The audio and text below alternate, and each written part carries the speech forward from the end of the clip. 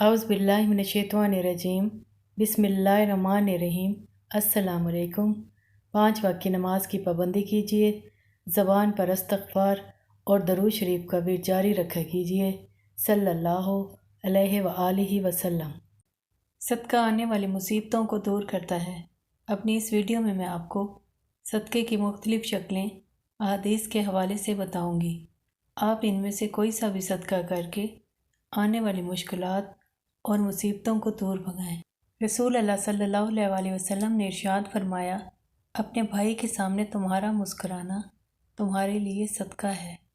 तुम्हारा भलाई का हुक्म देना, बुराई से रोकना सदका है। भटक जाने वाली जगह में किसी को रास्ता दिखाना सदका है। पत्थर, कांटा और हड्डी को रास्ते से हटाना सदका है। अपने डोल से भाई के डोल में पानी डालना तुम्हारे लिए सदका है। सवाब की नीयत से अपने अहल व अयाल पर खर्च करना भी सदका है। अच्छी बात मुंह से निकालना भी एक सदका है। हर कदम जो नमाज के लिए उठता है वो भी सदका है। सबसे अफजल सदका आपस में सुलह करवाना है।